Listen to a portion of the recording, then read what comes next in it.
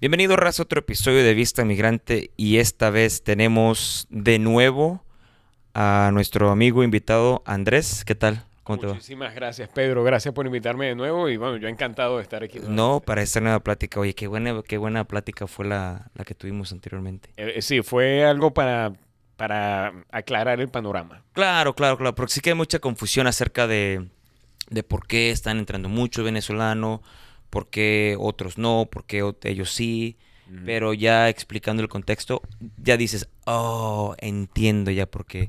Sí. Algo que no escuchas en los medios No, no, en convencionales. los medios convencionales no vas a escuchar eso. No Vas a lo van. escuchar lo que conviene en polarización. Te dicen la historia a la mitad. Claro, claro. Te Bueno, dicen lo que quieren, te dicen lo que quieres, lo que quieren ellos que tú escuches. exacto, exactamente, porque bueno, con eso, o sea, la comunicación actualmente, y eso creo que los medios de comunicación alternativos como esta dan ventanas para escuchar algo diferente, pero a la vez también son estrategias de propaganda que Oh, también pueden sí. ser elementos de propaganda, y lo estamos viendo. En ese caso no se explica la historia completa porque hay unos sectores que les conviene que no se Que explique no la se historia explique. completa. Sí, sí, Y sí. el otro parece que para no dar explicaciones, como que tampoco lo explica. Y que los dos métodos son como convenientes. Exacto, Y exacto. bueno. Bueno, raza, hoy vamos a estar hablando, a la última vez que estuvimos platicando hablamos de las razones, no, del tránsito Ujú. de un venezolano saliendo desde Venezuela y hasta llegar a Estados Unidos, todo lo que tiene que pasar, por dónde tienen que pasar, qué es lo que se tienen que enfrentar, etcétera, etcétera, Sí, ¿no? Y al final, cómo entran en el proceso de asilo político, ¿no? exacto. Ahora me gustaría hablar acerca de las causas, porque si no hubiera causas para salir, un venezolano no tendría necesidad de salir. Te lo pongo en contexto. Venezuela actualmente es el tercer país que más migrantes está causando en el mundo. Es el tercero. O sea, tú miras los datos, ¿quiénes están de primero? Bueno, están los sirios, están los afganos y están los ucranianos. Siria, Afganistán. Exacto. O sea, Afganistán está más bajo que Venezuela. O sea, Venezuela este es el tercero, Ok, ok. el mayor. Y en algún momento llegó a ser el primero, pero es que no había reventado la guerra en En... Ucrania. Oh, ok, ¿Entiendes? O ok, sea, no ok. había explotado la guerra en Ucrania. Después que explotó la guerra, entonces Sí, ya había una razón por la cual salieron los sí. ucranianos. Ok, bueno, entonces mi pregunta es esa. Sabemos que las personas de Siria salen por un conflicto de guerra en su país. Lo Exacto. mismo con los afganos y lo mismo con los ucranianos. Ujú. Pero en Venezuela no hay guerra. ¿No? Entonces, ¿qué está pasando? Bueno, en Venezuela lo que hay es un colapso de las instituciones y con ese colapso de las instituciones hay un colapso de la economía. O sea, Mm, para explicarlo de un modo bien particular, la economía ha colapsado es precisamente porque las instituciones democráticas y el Estado de Derecho se desapareció. Y al desaparecer esa base que es la que puede sostener una economía, que hace que se respete un contrato, etcétera, mm, pues bueno, las economías se empiezan a tambalear y solamente dependen de un solo actor. En ese caso, el actor que siempre ha sido preponderante en la economía venezolana ha sido el Estado. ¿Por qué? Porque el Estado, desde el año 78, el Estado es el dueño de la principal industria. La industria del petróleo es la que hasta este momento está dando prácticamente el 95-96% de todas las divisas que ingresan en el país. Solamente parten de allí. Y es una historia larga. En el año 2013 era igual. Y bueno, hace 20, 30 años también estamos viendo algo así. Eh, el Estado venezolano se volvió enorme, empezó a ocupar todos los sectores en la economía y los sectores subsidiarios, los otros sectores que están allí, pues dependen de las divisas del Estado para funcionar. Todo mm, depende de allí. Cuando aparece Chávez en el 98, ahí se marca un parteaguas institucional. Porque Venezuela fue uno de los paraísos de la democracia ok. hasta, bueno, desde el año 61 hasta ese momento, en el 98. Venezuela era un paradigma de democracia en un continente que estaba lleno de dictaduras. E incluso, bueno, por ponerte el ejemplo de México, México tenía elecciones, pero siempre estaba el Según. mismo partido. Claro, claro, claro. Y el parteaguas de México ocurre prácticamente allí, en el 98, 2000, exacto, cuando se acaba el régimen del PRI y el el PRI PRI-PAN. y llega el PAN, etcétera, hay otro partido, llega otro Ajá. partido. Bueno, en Venezuela, allí lo que se acaba es el régimen democrático, porque A partir de ese momento, la Constitución que regía desde el 61, que fue el final de la última dictadura militar, esa Constitución fue abolida porque Hugo Chávez, él dijo que él quería una nueva constitución porque según él las cosas no estaban funcionando, eran porque la constitución de ese momento no daba lo que deseaba la gente. Claro, claro. La concepción de él era una visión de crear una constitución más garantista, es decir, que una cantidad de derechos entraran en la constitución y que con eso, con escribir el derecho, esos derechos se iban a hacer tangibles. O sea, algo así como que si yo pongo en la Constitución que la gente tiene derecho a una casa, pues bueno, está escrito en la Constitución. Ok. ¿Entiendes? Ajá. Bueno, Ese era según lo que se planeaba hacer. exactamente. Entonces, ese tipo de cosas. Pero a la vez, dentro de ese proyecto de poder de Chávez, él hizo un cambio, por ejemplo, a la estructura del poder en general. Por ejemplo, tú sabes que un país, en la estructura clásica de los tres poderes es el poder judicial, el poder ejecutivo y el poder de los parlamentos, Claro. el poder legislativo. Legislativo. Esa es la estructura de Montesquieu, es una cosa básica. Bueno, en esa constitución que está rigiendo en Venezuela se crearon 5 poderes. ¿Mm? 5. O sea, ahorita Venezuela trabaja con 5 poderes. 5 poderes. 5, Cinco. no 3. No 3. No es el presidente. El ejecutivo es el presidente. Exacto. El judicial son los jueces, Ujú. la corte. Ajá. Y los legislativos son los diputados y Exacto. senadores y todo eso. Exacto. Que, por cierto, antes Venezuela tenía 2 cámaras. Venezuela tenía un Senado y tenía una Cámara Baja de diputados. En la Constitución del 98 eliminó esas 2 cámaras y dejó una cámara única para supuestamente hacer que las leyes se aprueben más rápido. Mm. Pero en realidad lo que se creó fue un modo de hacer más expedito los mandatos del Ejecutivo. Correcto. Los 2 poderes que se crearon, aparte de los tradicionales, fue el poder moral, que es un poder donde se concentra, la Contraloría de la República, se concentra la Defensoría del Pueblo, se concentra, creo que el Ministerio Público, que es algo así como una fiscalía. Ujú. Todos se concentran en uno solo, hacen como un consenso, como un consejo, donde ellos de ahí ellos toman decisiones. Es decir, un elemento completamente manipulable por el Poder Ejecutivo. O sea, se hizo con el propósito de que sea manipulable. O sea, Ok. es tan complicado que es para eso. Porque de paso, al tener un parlamento de una sola cámara, crear una mayoría y aprobar una reforma que afecte uno de esos poderes era sumamente sencillo. Y Sí. fue sumamente sencillo. Era fácil. Sí, me imagino que si tienes la mayoría calificada, que es más del 66%. No, fíjate. 67. No, pero fíjate, es que hasta eso cambia, porque el chavismo, ellos hicieron que ya no hiciera falta una supermayoría para hacer 2 reformas de terceras ese tipo. partes. Exacto, no hacía falta. Ellos con solamente arreglar los reglamentos de debate del Parlamento, con una mayoría básica se podían hacer reformas a leyes orgánicas, por La ejemplo. mitad más 1. Exacto. Se puede reformar una ley orgánica. Una constitución, una... No, la Constitución no, pero la ley orgánica es la que viene inmediatamente después de la Constitución. Así es la sí. estructura. Eso puede reformar con una mayoría simple. Y Más entonces, fácil para el presidente, que es el ejecutivo. exacto.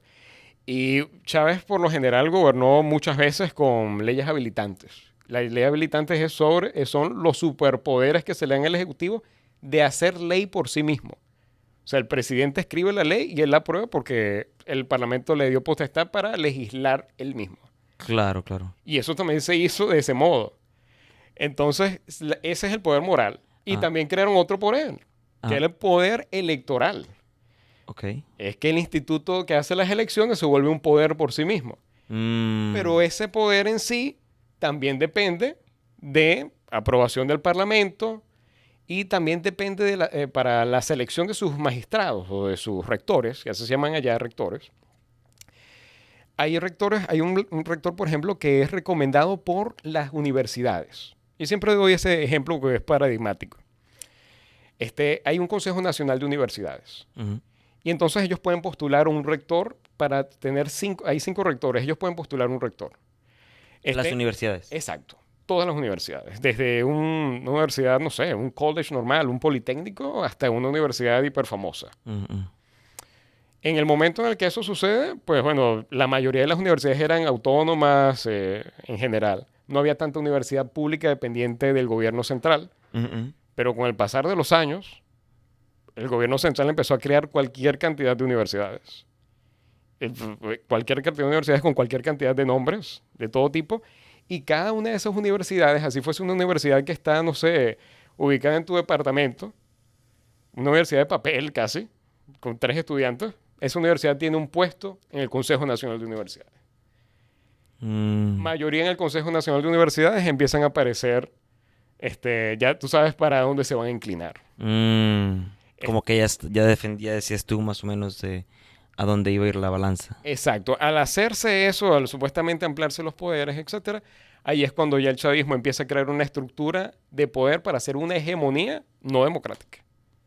Wow, interesante. Sí. Pero entonces, ya ah, cuando entra Chávez en el 98, cambia la constitución Ujú. completamente y aparte de cambiarla, agrega dos poderes más, aparte del ejecutivo, del legislativo y del judicial, que es la corte, agrega el poder moral Ajá. y agrega el poder Electoral, electoral. sí. Ok, interesante. Completamente manipulables. Los dos extras fueron manipulables Exacto. y también cambió el formato en cómo se aprobaban las leyes Sí. en el legislativo. O sea, en la Exacto. Cámara ya Para, no se necesitabas una mayoría calificada. para acabar con el debate, que el debate, por más de que nosotros nos quejemos de muchos debates en la democracia, el debate en una democracia es Es necesario. necesario, sí. Es así. Ok, entonces están estos nuevos 5 poderes en el 98. Ujú. Todavía hay un lapso del 98 al... Bueno, te pregunto, ¿en qué momento empiezan a haber más migrantes venezolanos en, en Venezuela? Porque nosotros, en México, para nosotros es normal decir, oh, voy a cruzar el río, me voy para el otro lado, Ujú. porque sabemos que las personas más marginadas de los estados un poco más marginados son los que eventualmente salen Sí. a Estados Unidos a trabajar. Pero ¿en qué momento ustedes empiezan a notar esta cantidad de personas venezolanas que salen de Venezuela a otros países? ¿Es en el 2000 cuando entró Chávez? ¿98 cuando entró Chávez? ¿O es en el 2010 Hay etapas. en la recesión? Hay etapas. Hay etapas. Al principio. Y todo esto se relaciona con la economía. Exactamente. Ok, Es que la economía. Al tener una hecatombe institucional, la economía es el primer elemento que se resiente en un país monoproductor. ok. Sí, Es así. monoproductor que es solamente Solamente es se el extrae petróleo. y es de eso viven. Y se refina algo y eso es todo. Ok. Nada más. Todo lo que... Esa es la economía venezolana, completamente rentista. Ese es el término. Mm, Se depende solamente de un producto derivado de la naturaleza. Se claro. deriva de la naturaleza. Ha sido por etapas. O sea, la migración se empieza a notar ya a partir del año 2016. La más Masivo. De que las casas... O sea, Venezuela es un país de casas vacías ahorita. mm, Venezuela es un país...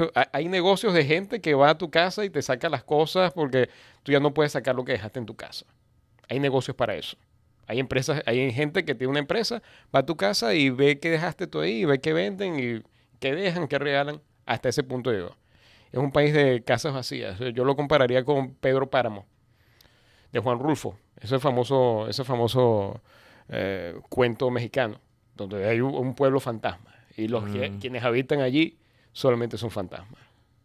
Es algo así. Lo que está pasando en Venezuela es algo así. algo parecido. A partir del 2016 se empieza a notar muchísimo. Pero ya había migración venezolana. Ahí se empieza a notar, sobre todo los jóvenes. Venezuela es un país donde los jóvenes se fueron. Estamos hablando de que prácticamente La juventud. Sí. la juventud de un 60%, está viendo un dato, se ha ido. La El gente, 60% de la juventud Sí. en Venezuela se fue. o sea, Venezuela se crea un problema hasta generacional. Porque ya por ejemplo, si logramos sacar a Venezuela hacia adelante, ¿quiénes van a ser los que ocupen los nuevos cargos? O sea, ya hay un problema de esas características. Y de reproducción, porque en algún momento si no hay jóvenes, También. Eso es lo que se vería más adelante. Por lo general, las tasas de natalidad en Venezuela siempre son altas.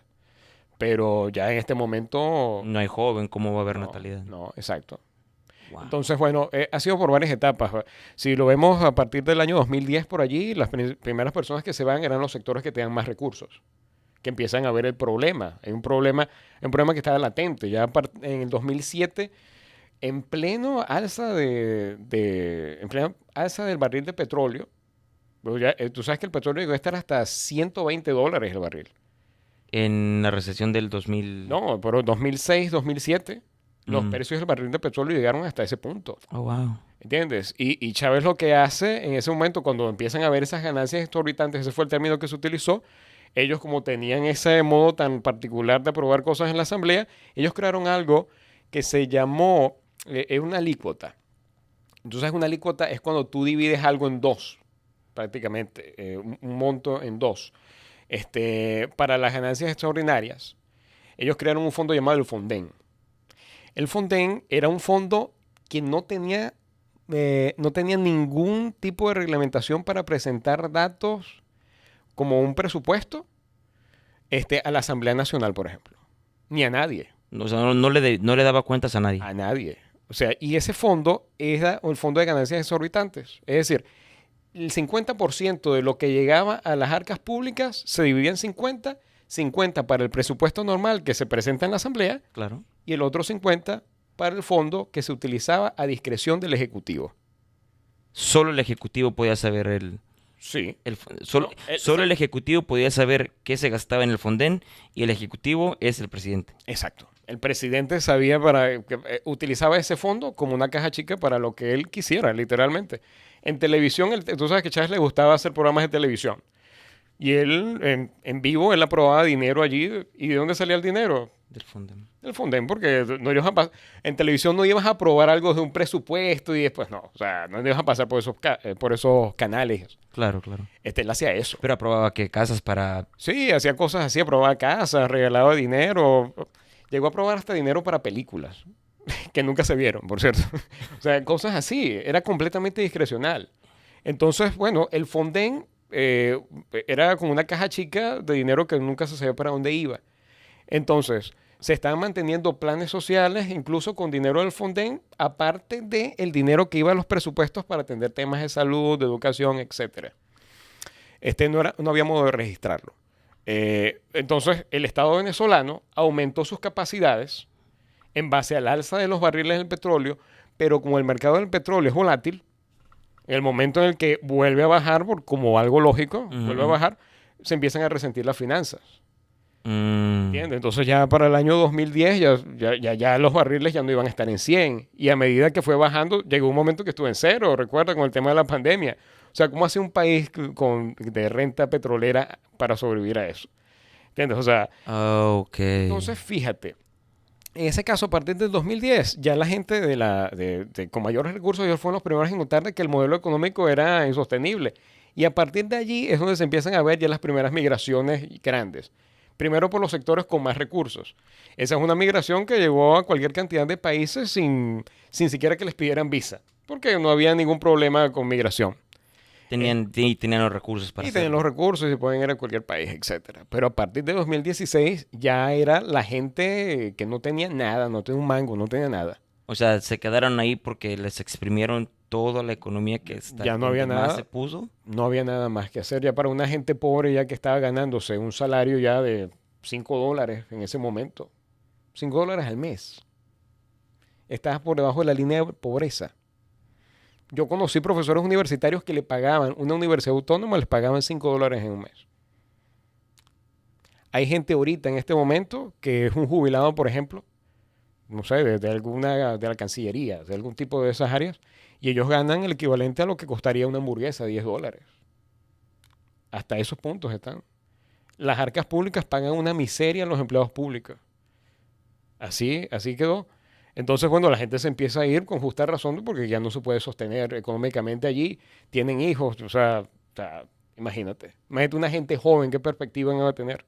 Sí, me imagino. Entonces, bueno, eso fue lo que sucedió. O sea, es una economía completamente dependiente del petróleo y, bueno, que aumenta el presupuesto y cuando empiezan a bajar los ingresos, el presupuesto no se recorta.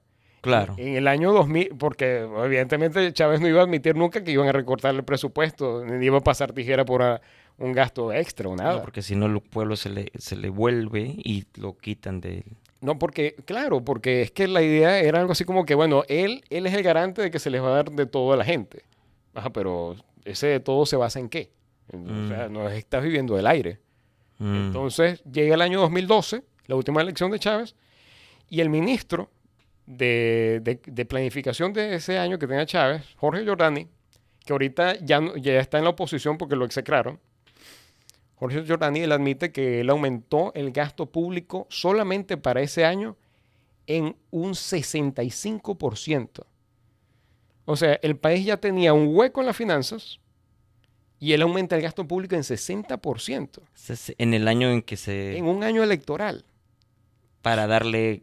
para darle una victoria por un landscape a Chávez. Pero el presupuesto que se aumentó era porque para decir, tenemos recursos, sigamos dándole recursos a la gente para que Exacto. entonces más recursos, voto. Exactamente. Para causar esa sensación de bienestar, inundar de dinero todo, a ver qué se podía.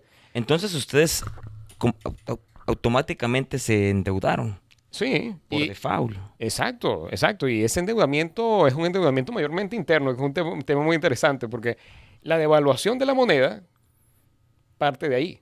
Tú sabes que al tener solamente ingresos del petróleo, cada dólar que ingresa en la economía, al devaluarse el bolívar, que es la divisa nacional, al devaluarse el bolívar, se hace rendir cada dólar, se hace rendir más. Entonces, bueno, por ejemplo, ahora hay billetes de 1 millón de bolívares. Hay billetes de 1 millón de bolívares. ¿Y eso cuántos dólares son? En realidad es que ya no sé. O sea, ya no sé. Porque es que le han quitado hasta ceros a la... En 2018, creo, 2000. Sí, hace 5 años le quitaron hasta los ceros, porque ya era más de 1 millón, un billete de 1 millón. Quitarle los ceros, pasarlo a 1000. O sea, quitarle... Así ha pasado, yo ya se ha perdido la cuenta. Entonces, porque prácticamente la devaluación ha llegado hasta ese punto de que ya los billetes empezaron a salir de esa manera. O sea, todo el billete eran puros ceros. Sí, sí, cero, cero, cero, cero. Y después esta gente para hacer que se sintiera menos, le quitaron los ceros. Pero igual era una devaluación constante. Entonces ellos pueden decir, bueno, cada dólar, no sé, vamos a poner, cada dólar es 1 millón de bolívares. Pero ¿cuánto es 1 millón de bolívares para alguien en la vida real? Nada, nada. Okay. La misma población, ellos empezaron a buscar sus canales dentro del mercado. ¿Qué hizo la población? La población dolarizó la economía. En Venezuela era ilegal tener dinero, dólares. Era ilegal. Pero la gente lo hizo porque era la mejor forma de sustento. Exacto, la gente empezó a guardar en dólares y ahora tú te montas en un autobús en Venezuela hoy y pagas en dólares. Aunque no sea permitido. No, ya tácitamente se permite, pero en un primer momento tú no lo podías tener bajo el colchón porque eras un delincuente. A ese punto se tuvo la regulación de la economía. Wow. Ok, entonces hablábamos de que llegó a estar el bolívar en un billete, decía muchos ceros. Sí, claro. 1 millón de bolívares en un billete. Sí. Impresionante. O sea, algo parecido a lo que está viviendo Colombia, ¿no? Veo que Colombia también $1 es como tantos miles de... Pero la economía es estable ahí. Sí, sí es estable y esos miles, eso ya es producto de ya varios años. O sea, ellos no han hecho cambio de la moneda ni nada de eso, de la denominación. Ellos no le han quitado ceros a nada. O sea, es así. O sí, simplemente es un proceso más regular en un país latinoamericano. Ok. Pero no, en el caso de Venezuela, la devaluación llegó hasta ese punto de pulverizar su propia moneda para hacer que los pocos dólares que estaban recibiendo les rindieran al gobierno, que es el único que le interesa, que es el único que tiene acceso a los dólares y les interesa que esos dólares se vuelvan más bolívares. El bolívar básicamente se volvió un billete de monopolio.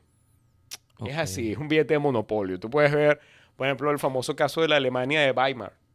Cuando tenían que quemar, cuando imprimieron demasiado dinero y los billetes ahora ya eran como leña. Exacto, en la República de Weimar el billete era de papel, pero yo puedo decir que la hiperinflación de Venezuela, porque Venezuela es una hiperinflación, fue un caso de hiperinflación. Fue la primera hiperinflación digital, porque ellos ya no tenían que imprimir ningún billete, ellos solamente en el Banco Central aumentaban la cantidad de bolívares circulando por una computadora. Pero entonces, por ejemplo, cuando entraban las divisas del barril que estaba en $120, entraba mucho dólar. Sí. Cuando el barril baja a menos, Ajá. que puede haber sido en el 2010 después Sí. de la recesión, Sí, sí, etapas, ¿no?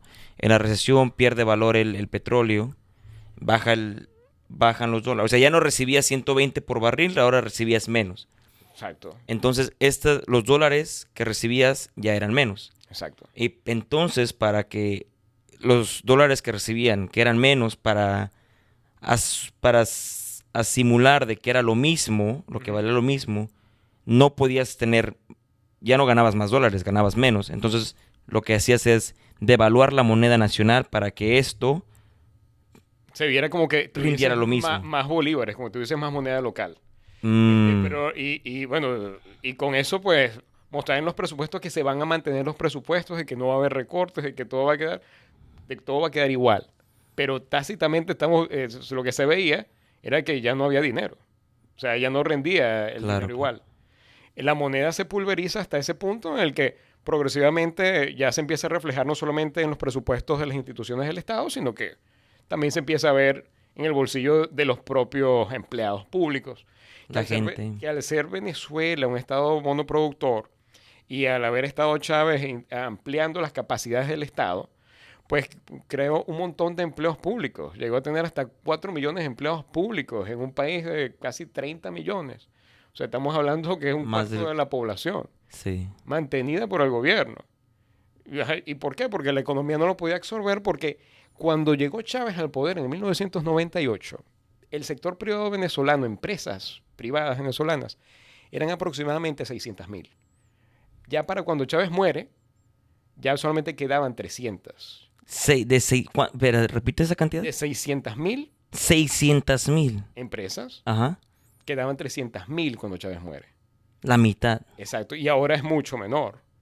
Ahora es mucho menor porque, por ejemplo, para darte otro dato interesante, el Producto Interno Bruto de Venezuela en el año 98, según estimaciones promedio, el Producto Interno Bruto puede estar en alrededor de 100.000, de 100.000 billones de dólares.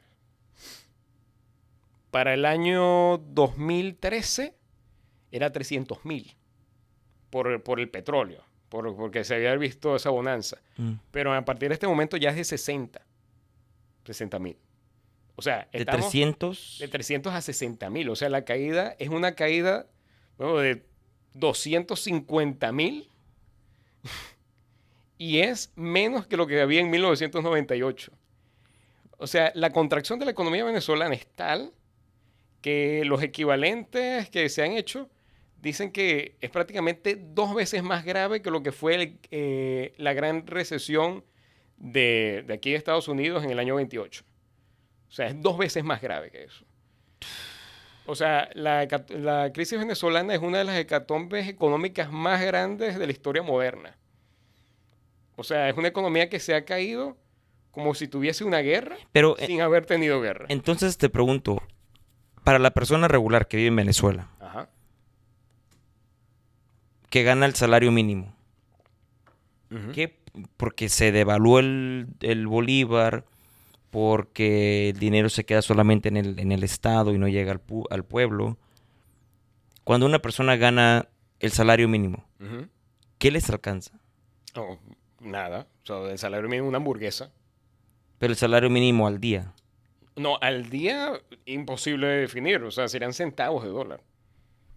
Serían centavos de dólar. Al día. Exacto. Los venezolanos viven, el promedio de los venezolanos vive por debajo de la estimación de pobreza, que es de $1 al día. Ajá, sí, te iba a decir $1 y Viven algo. por debajo, lógicamente, viven por debajo. Pues un empleado público que apenas esté ganando $30, si acaso va a llegar al dólar. Pero hay muchos que no llegan al dólar al día. Un empleado público Ujú. para trabaja para el gobierno de la Sí, administración sí. que está ahorita, $30 al día sería alrededor de $1 al día. No, perdón, $30 al mes. ¿Hablas tú? Podría ser que se los gane, pero hay unos que ganan menos y ganan $15, cosas así. Un educador, por ejemplo. Ok, un educador Sí, gana $15 al mes. sí, Al mes. sí. Serían 50 centavos de dólares Ajá, al mes. exacto. ¿Cuánto se traduce 50 centavos al día en Venezuela? ¿Qué te alcanza? ¿Qué te puedes comprar? Nada, porque es que los precios en Venezuela están todos a precios de dólar. Los precios que tú ves en Venezuela se parecen a los que tiene México, por ejemplo. En dólar. Exacto. Entonces, si yo voy a la tienda Ajá. en Venezuela y quiero comprar papel higiénico, Ujú. papel de baño, Exacto. no me aparecería en bolívar, Ya no, me aparece en dólar. te aparece en dólar. ¿Y cuánto costaría un papel de baño? Puede costar lo mismo que cuesta aquí, fíjate. Porque, por ejemplo, un amigo mío me estaba contando que había un cereal aquí que aparece en los Picapiedras, que se revende allá. Ese cereal se revende allá. Llega a Venezuela ese cereal. En inglés y todo. Pero El, al mismo el precio. mismo cereal y el precio es el doble. Allá. Claro, porque hay que traerlo hay que llevárselo a los Estados Unidos, todo lo que tiene que ver con el... Pero si ese Entonces, cereal... suponte tú, ese cereal que vale vale $4. En Venezuela le va a costar el doble, le va a costar $8. Pero entonces ese servidor público que gana $15 al mes, Sí. la mitad de su presupuesto mensual Ujú. se va en una caja de cereal. Sin duda. En verdad. Sí, totalmente, totalmente. Wow. Es así. Ellos Pero- no viven de eso. Pero entonces, ¿qué come la gente? ¿Cómo? La gente, ellos buscan dinero por su lado, buscan dinero aparte. Los educadores, en estos días, una de las vicepresidentas de Maduro estaba contenta porque un educador de educación secundaria había montado un puesto de una bebida callejera. Y entonces ella decía, no, qué bueno, está emprendiendo. Pero en realidad uno lo que se pregunta es por qué un educador tiene que montar un puesto de bebidas callejeras. Mm, Esas son las preguntas que uno tiene que hacer, ¿por qué lo tiene que montar? No es porque tenía un dinero y quería hacerse rico, no, es porque no le va a alcanzar el salario. O sea, es así, o sea, las personas que trabajan en la administración pública muchas veces ellos ni siquiera cumplen los horarios completos, porque se van a la mitad del horario para trabajar en otra cosa. Así está ok. pasando.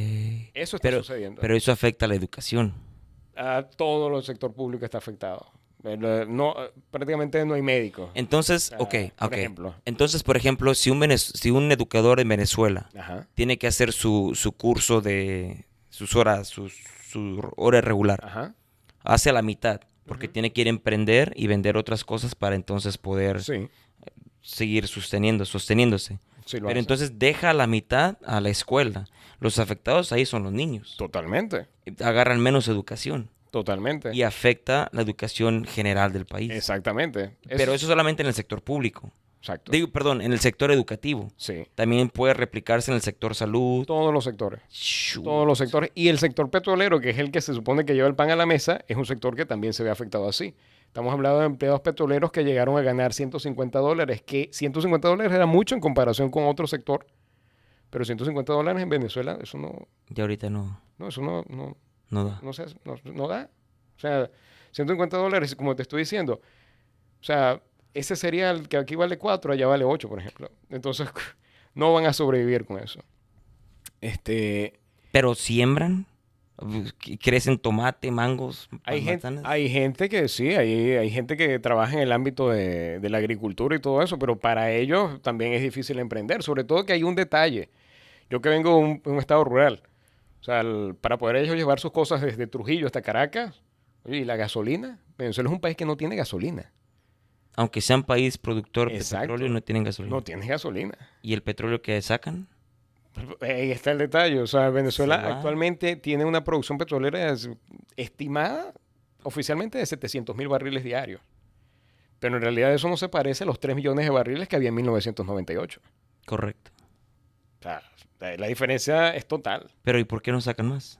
Porque la industria está completamente quebrada. No hay modo o sea, la empresa petrolera no invirtió en mantener lo que tenía. Ya no pueden sacar más petróleo. No pueden sacar más petróleo y hasta lo último que escuché, algunas de las refinerías, porque ese es otro tema, pueden sacar petróleo, pero hay refinerías que no funcionan. Hasta llegaron a pedir ayuda a Irán con técnicos para intentar activar algunas de las refinerías.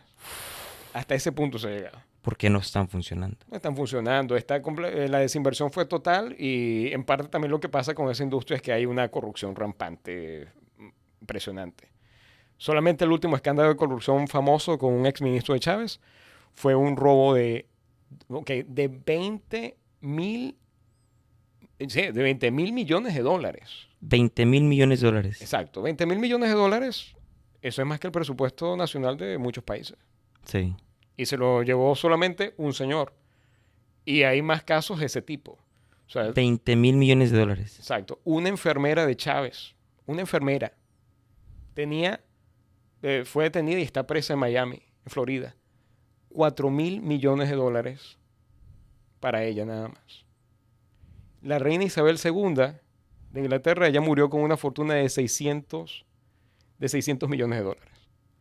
O sea, una señora en Miami que era enfermera llegó a tener 3 veces más dinero que la reina Isabel II. No, como 6 veces más. Sí, sí, mucho más.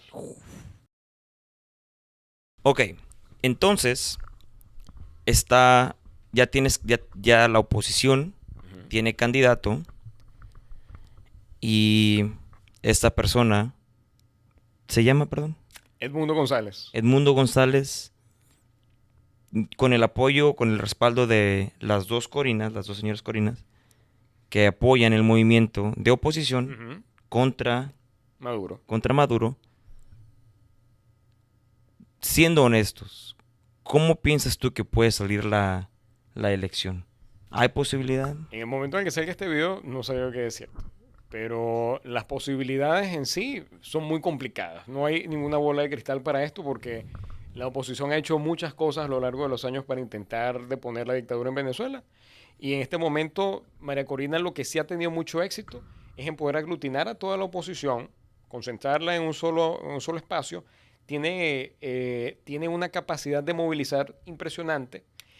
Y lo que más moviliza a la gente, y les invito a ver el Instagram de María Corina nada más, es que lo que le pide la gente cuando ella visita un pueblo donde se hacen concentraciones masivas es que, por favor, María Corina, que vuelvan mis hijos, que vuelva mi papá, que vuelva mi mamá. Porque están acá. Están aquí, están en Ecuador, están en Chile, están en todos lados.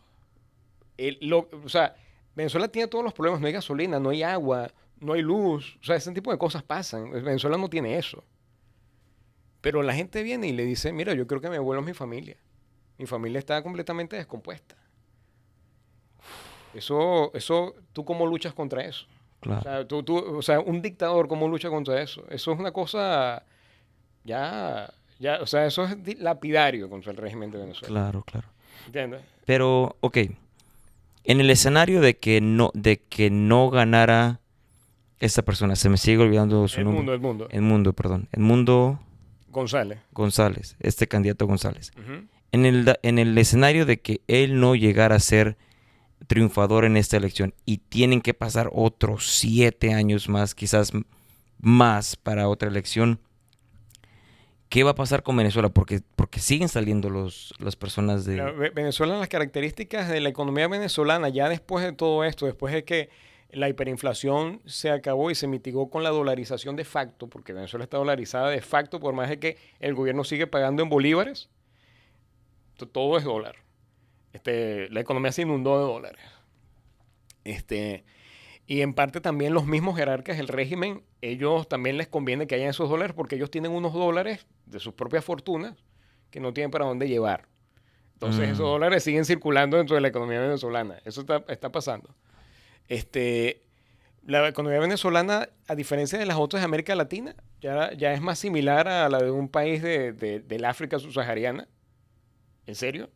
Se compara en cuanto a Producto Interno Bruto, en cuanto a crecimiento. Entonces, es similar a una economía africana.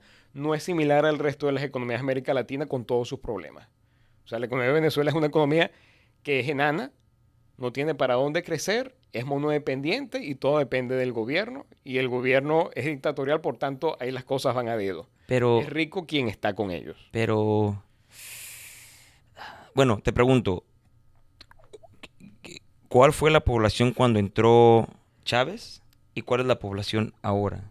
En cuanto a la cantidad de gente. De gente que está en Venezuela, porque ¿qué va a pasar cuando tu población se reduzca a más de la mitad y no haya no haya personas para los puestos de enfermeras o para ¿me explico? O sea, ¿qué va a pasar cuando... Eso yo no creo que... Eso es algo que debe preocuparle a un gobierno. pero que en Venezuela ese régimen no le preocupa eso en absoluto, porque si le preocupara hubiese hecho algo antes de que se empezaran a ir. No, no, claro, claro, sí. O Pero sea, ¿en qué momento va a llegar esa preocupación? ¿O qué?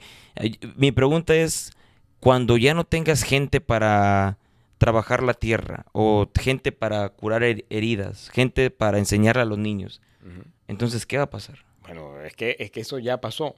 O sea, ya llegó ese momento en el que no había gente para hacer nada. O sea, el régimen de Venezuela no le importa nada de eso porque ellos se enriquecen con otras cosas. Se Claro. enriquecen con la corrupción. O sea, ellos no tienen ninguna intención en pensar en que los educadores no van a dar clases o que los niños no van a aprender a leer. O sea, ellos no tienen ningún propósito de eso. Eso ya quedó muy claro. Por eso es que se dice, para que cambie Venezuela, tiene que haber un cambio en instituciones. Y tiene que volver a retomar a la senda democrática. Ahí está el punto. No hay ninguna perspectiva de 7 años con Nicolás Maduro que sea buena para Venezuela, porque ya lo ha demostrado en los otros 2 periodos anteriores. O sea, ya no hay ni siquiera que preguntarse qué podría hacer Maduro. Este sería el tercer Sí, mandato sería un de tercer Maduro. mandato. Ok, pero entonces, lo mismo es con el presidente Putin. También creo que es como su tercer mandato, y no recuerdo la verdad. Ujú. Pero se ha reelegido varias veces. Sí, Pero entonces, por qué Rusia sí produce, sí tiene su energía eléctrica, su industria eléctrica, es la 10ª economía mundial? Y, si son estos dos mismos, si no son estos dos personajes, ajá. Maduro y Putin, Ujú, y después tienes a Maduro con su tercer mandato, el ujú, presidente Putin con su tercer mandato. ujú. ¿Qué está pasando aquí en Rusia para que siga abundando la economía, para que los aranceles, los embargos no le funcionen y suba la economía rusa? Ujú. ¿Por qué en Venezuela siguen habiendo gente? Mira, yo creo que bueno, es difícil ver la comparación, pero yo creo que lo más claro es que las élites en torno al chavismo son unas élites que como proyecto de poder no tienen un propósito de crear o crear algo o aportar algo al país. Su proyecto de poder no es ese, su proyecto de poder es mantenerse y saquear. Claro. O sea, ahí no hay otro motivo. Por lo menos el proyecto de poder que tú me estás diciendo, bueno, ellos, evidentemente que hay unas tramas de corrupción impresionantes en Rusia, pero por lo menos ellos se encargan de mantener la industria, ellos se encargan de que su economía se mantenga a flote en medio de todas estas sanciones que hay ahorita por haber invadido Ucrania. O sea, por lo menos ellos tienen ese propósito de mantenerse así a largo plazo.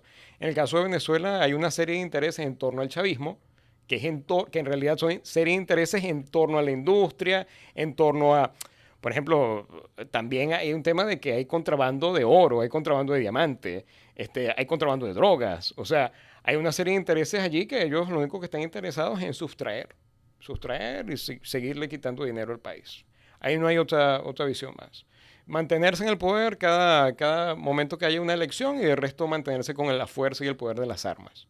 Es un país secuestrado. Por eso yo digo, pero la gente no ve perspectiva. Por eso más bien ahorita con María Corina hay gente que está algo entusiasmada. Y bueno, sí, María Corina lo ha logrado.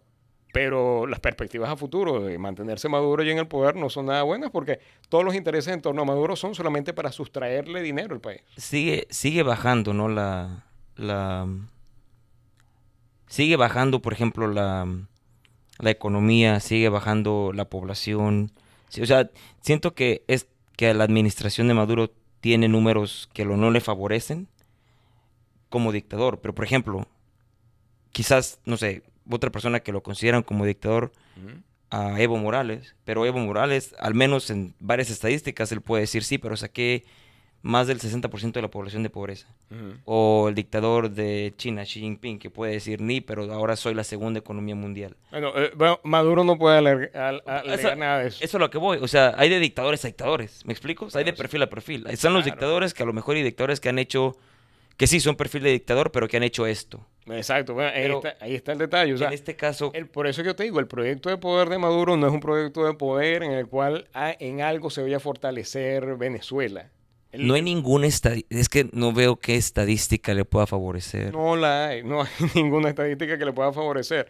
Lo único que lo mantiene a él en el poder es, como te estoy diciendo, el secuestro del Estado, de todas las instituciones, y en parte ese secuestro implica también la fuerza y el poder de las armas, el ejército, bueno, como la Guardia Pretoriana de Maduro. Eso es lo que está sucediendo. Y que ellos encubren todas las tramas de corrupción que a ellos les conviene encubrir. Y pues también ellos están realizando una serie de negocios completamente ilegales. En parte, esto no se habla casi, pero muchas de las sanciones que tiene el régimen venezolano son a personajes, son la mayoría, a personas en particular con nombre y apellido, partiendo de Nicolás Maduro. Y sanciones a empresas que comercian con PDVSA, aviones que vuelan con matrícula venezolana. Son aviones que están vinculados a tramas de narcotráfico. Entonces no hay sanciones al pueblo, hay sanciones al régimen. Bueno, me estoy diciendo que está llegando el cereal de los picapiedras allá. A $8. A $8, pero ¿qué quiere decir? Bueno, que sí se puede mandar un shipping, se puede empaquetar algo aquí Y llevar, llega. y llega. Y llega. O sea, las sanciones nunca han sido para la comida ni para las medicinas. Eso nunca ha estado entre los paquetes de sanciones. Las sanciones siempre han estado a donde ellos meten la mano para robar y donde ellos utilizan las facultades del Estado o las empresas del Estado para hacer tráfico de drogas y cosas de ese tipo. Y los afectados al final del día es el pueblo. Pues lógicamente, pero los primeros afectados son el pueblo no por las sanciones, son los afectados porque ellos están saqueando las industrias nacionales. Que cuando saquean las industrias nacionales ya no hay petróleo para darle a la gente, ya no hay petróleo para movilizarse, para hacer negocios. Bueno, es que el ejemplo más claro, Venezuela no tiene gasolina. ¿Qué impacto puede tener las sanciones sobre que no haya gasolina dentro del propio territorio? O sea, suponte tú que no puede salir ni un barco de Venezuela con petróleo. Pero ¿cómo se explica que no tienes gasolina para la misma gente que está dentro del país? Eso es a lo que voy. Cuando se afectan estas instituciones, cuando ya no hay petróleo para la gente, ya no hay gasolina para viajar a un lugar al otro, para hacer un cambio de divisa o para llevar comida de aquí a allá. Se hace más caro. Se hace más Porque hay caro. otra cosa aquí también. Como te digo, ellos sacan dinero, mucho dinero. ¿A quiénes les conviene más poder cobrar por hacer el paso de un camión lleno de gasolina? A los miembros de la Guardia Nacional. Ellos cobran por la gasolina que se contrabandea. Ellos cobran por dejarte pasar en la fila para poder llenar el tanque. O sea, hasta ese punto del ladrocinio se ha llegado. Sí, al final del día la persona más afectada es el ciudadano regular, que va a trabajar, que se levanta todos los días a trabajar y que Exacto. no ve. El que se va. El que se va. El que se va. Ese es el más afectado. El que se va es el más afectado. Porque una persona que está con el gobierno, allá le decimos enchufados. Una persona que está con ellos pueden meterse miles de dólares. Pueden ganar más dinero que el que ganamos nosotros aquí. Haciendo tratos con el gobierno. Claro, claro. Ellos no tienen necesidad de irse. Ellos más bien lo que quieren es que les levanten las sanciones para ir a retratarse con Mickey Mouse en Disneylandia. Porque eso es lo que a ellos les encanta. A ellos les encanta venir a Estados Unidos a gastarse el dinero que ellos se roban. Y muchas de las solicitudes de asilo que hay actualmente, hay mucha gente metida en tramas de corrupción de ese tipo. Muchos de ellos. En los asilos políticos. Hay gente que viene acá, que tomó dinero robado y se ha venido por acá a decir que ellos son una víctima. Porque ellos estuvieron trabajando con el régimen. Pero ya tienen su dinero en alguna parte guardada. Se lo traen para acá. Lo muestran acá como si fuesen capital legítimo. Eso está pasando aquí. Eso es un tema que está muy claro. Hay gente que se ha robado dinero y se ha venido para acá. Y muchos de ellos no están cubiertos por las sanciones. Son gente que no está sancionada. Pero los que sí están sancionados y tienen una cantidad de dinero grotesca, ellos quieren venir para acá. Porque ¿a dónde quieren venir los ricos? Ellos quieren venir a Estados Unidos. Quieren irse a Florida. Ellos quieren viajar por la Unión Europea, donde también están sancionados. Eso también es otra cosa que no se dice. Casi todo el régimen de Maduro está sancionado por la Unión Europea porque hay un tema de legitimación de capitales. Eso es así. Bueno, entonces ya para concluir, Venezuela el país número 1 con reservas de petróleo. Exacto. ¿Ok? Gente trabajadora, gente joven, están en una buena ubicación geográfica, tienen puertos. Excelente.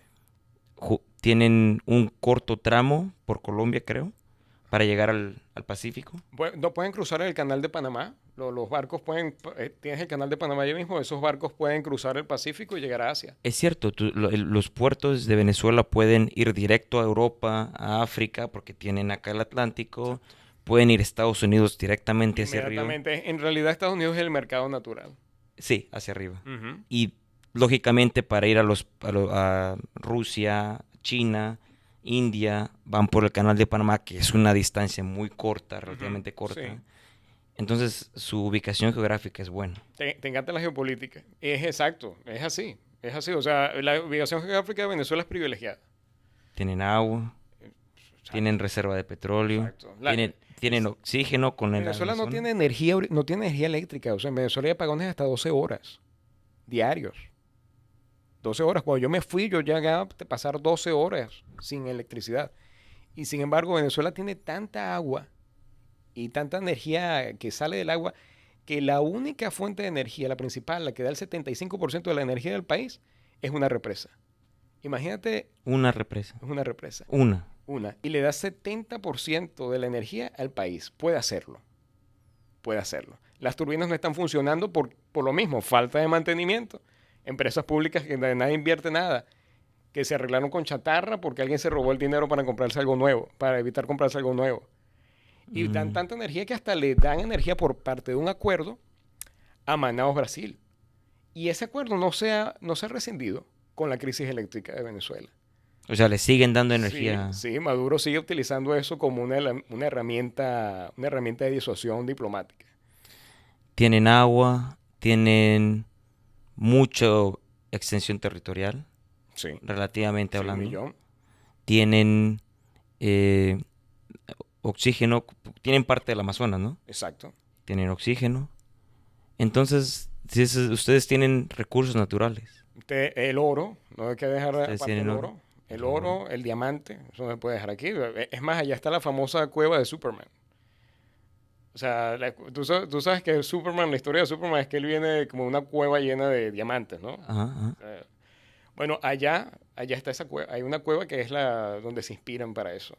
Una cueva donde los diamantes son así gigantes. No te creo. Sí, Tienen recursos minerales. exacto. Pero entonces no les falta nada. No, en cuanto a lo que viene de la tierra, en cuanto a... O sea, Venezuela es un país hasta biodiverso. Tenemos todos los climas. Podemos ir a la nieve, podemos ir al desierto, todo lo tenemos ahí. Entonces, No es por eso. no es por eso. No es por Es eso. la mala administración Es que se una está. mala administración. Es una administración, no es que es mala, es corrupta, es algo peor que eso. O sea, no es un fallo en la administración. Es que hay el propósito de robar constantemente. O sea, Venezuela es una cleptocracia. Es así. Entonces, no hay otro modo en el que eso pueda cambiar si no es con un cambio político. Por eso es que necesariamente el cambio político es lo único que puede dar esperanzas de que el país va a salir adelante.